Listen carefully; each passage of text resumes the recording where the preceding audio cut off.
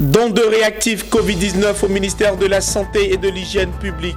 Le geste est du laboratoire Roche en Côte d'Ivoire. Deux ministres étaient face au sénateur à Yamoussoukro pour échanger d'une part sur l'implication des collectivités territoriales dans la gestion de la crise sanitaire et d'autre part sur le régime juridique des jeux de hasard. Mesdames et messieurs, bienvenue. Le responsable du laboratoire Roche en Côte d'Ivoire était récemment dans les locaux de la nouvelle pharmacie de la santé publique. Il a procédé à la remise d'un don de réactifs Covid-19 au ministère de la Santé et de l'Hygiène publique. Ces dons, estimés à près de 38 millions de francs CFA, entrent dans le cadre de la mise en œuvre du plan de riposte national contre la pandémie de la maladie à coronavirus. Les détails avec Pierre Tebeu et Tima Traoré. Les fournitures reçues ce jour des réactifs testing Covid-19 d'une valeur de 37 539 607 francs CFA seront intégrées au panier commun mis en place par le ministère de la Santé et de l'Hygiène publique dans le cadre de la lutte contre la pandémie du coronavirus et dont la gestion revient à la nouvelle pharmacie de la santé publique de Côte d'Ivoire. Il s'agit de nouveaux réactifs Covid-19 destinés à développer un plus grand nombre de tests aux patients atteints de coronavirus et développés par le laboratoire Roche. La nature de ce don, ce sont deux choses. Vraiment particulièrement un test contre le Covid-19. C'est un test nouveau que Roche a développé et on a voulu apporter ce test le plus vite possible ici aussi en Côte d'Ivoire. Parce qu'avec ce test, on peut tester beaucoup de gens dans un petit délai.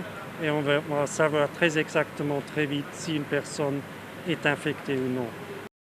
Le personnel de santé en première ligne dans la lutte contre cette pandémie n'a pas été oublié par le laboratoire Roche qui leur offre des surblouses et autres masques FFP2. L'autre partie, c'est vraiment pour les hôpitaux, pour protéger les infirmières, les docteurs qui sont en direct contact avec des personnes infectées du coronavirus 19 pour les protéger, les gants, les surblouses et les masques. Pour le docteur Kodo Karine, représentant la nouvelle PSP, le geste du laboratoire Roche traduit son engagement à soutenir le gouvernement ivoirien à travers le ministère de la Santé et de l'Hygiène publique.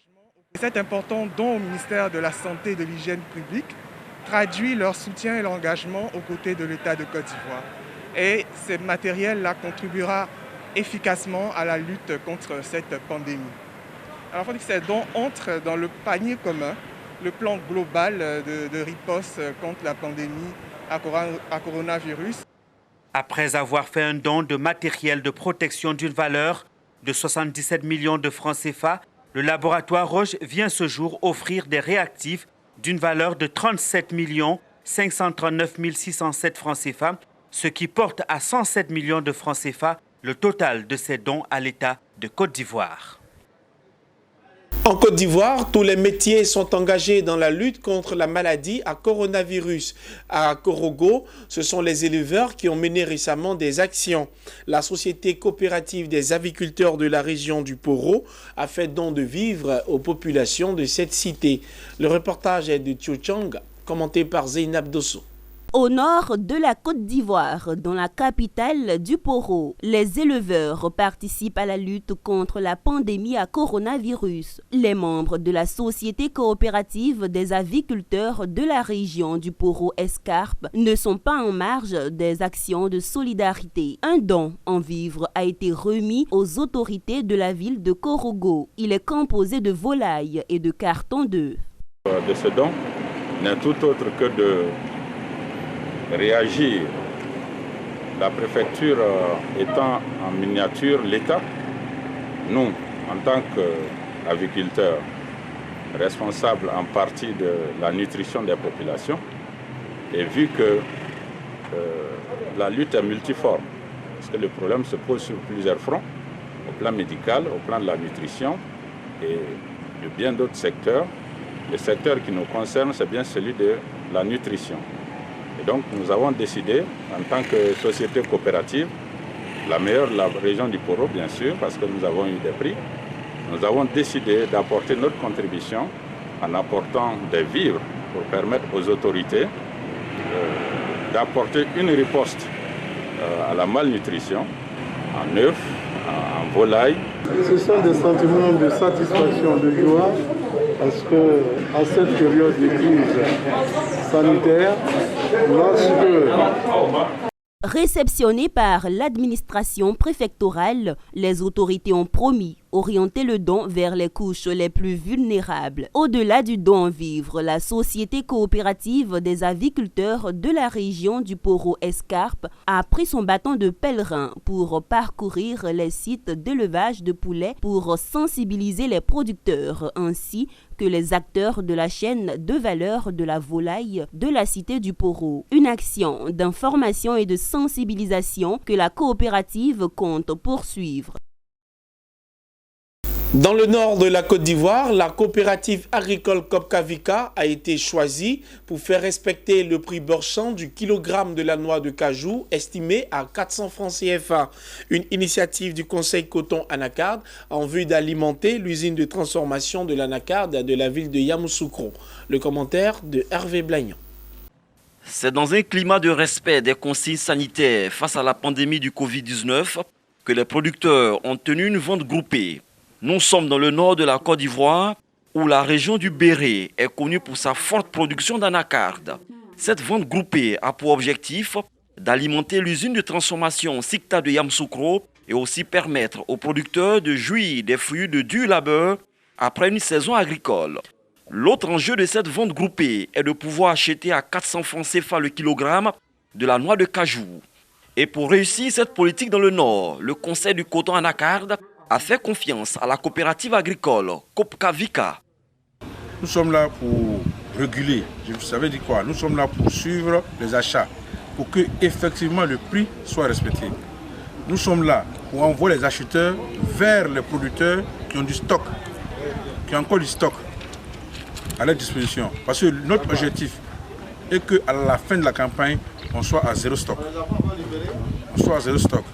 Donc nos acheteurs qui ont été retenus, nous, ensemble avec eux, nous irons vers les parents, vers les producteurs, dans n'importe quel endroit, pour ensemble procéder à l'achat de la noix de cajou.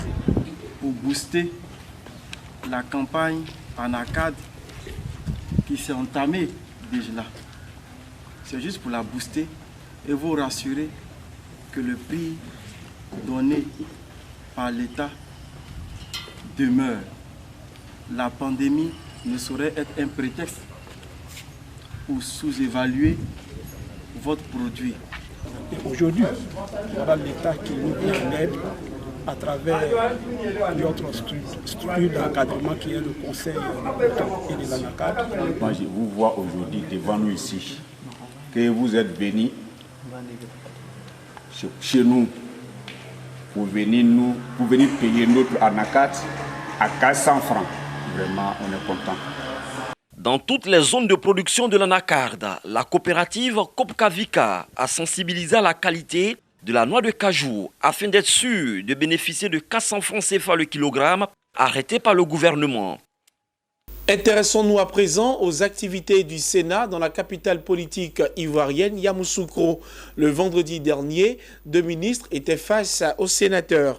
Il s'agit du ministre de l'administration du territoire et de la décentralisation Sidiki Konaté, venu présenter les mesures prises par le gouvernement pour assurer l'implication des collectivités territoriales dans la gestion de la crise sanitaire due à la Covid-19. Le ministre de l'économie et des finances, Adama Koulibaly, est quant à lui venu soumettre le projet de loi portant régime juridique des jeux de hasard en vue de son adoption par les sénateurs. Betty Kwaku. Les activités du Sénat pour la période d'avril à juin 2020 se poursuivent. 2 séances de travail ont eu lieu ce vendredi 15 mai 2020. À la Fondation Houphouët-Boigny pour la recherche de la paix de Yamoussoukro. C'est par la séance d'information parlementaire que les travaux ont débuté. L'invité du jour, le ministre Sidiki Diakité, ministre en charge de l'administration du territoire et de la décentralisation. Il s'agissait pour lui d'informer les sénateurs, membres des affaires générales institutionnelles et des collectivités territoriales sur les mesures prises par le gouvernement pour assurer l'implication des collectivités territoriales dans la gestion de la crise sanitaire due au Covid-19. J'ai instruit par télégramme officiel numéro 240 CAB du 17 mars 2020 tous les préfets de région et de département à l'effet de réactiver immédiatement les comités départementaux de lutte contre les épidémies. Vous le savez, ces comités départementaux, bien que présidés par les préfets, ont pour composante essentielle les présidents de conseils régionaux et les maires.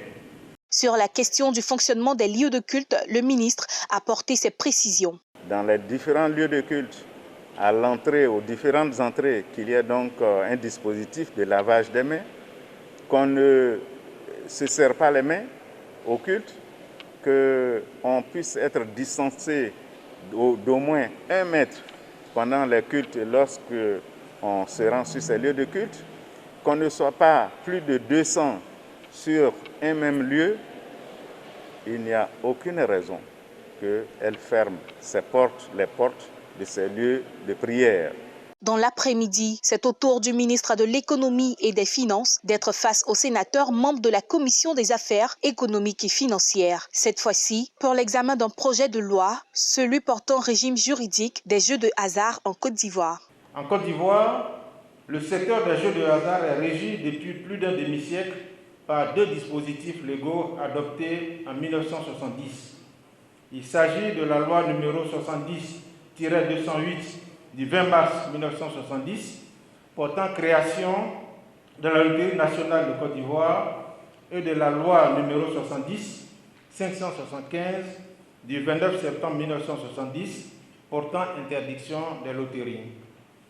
Cette seconde loi tend à interdire les tombolas et les loteries de toute espèce sur toute l'étendue du territoire national, à l'exception de celles organisées par la Loterie nationale. Ces 2 textes de loi ont été ultérieurement complétés par le décret numéro 98-371 du 30 juin 1998 portant réglementation des établissements de jeux de hasard, modifié par le décret numéro 2009-29 du 12 février 2009.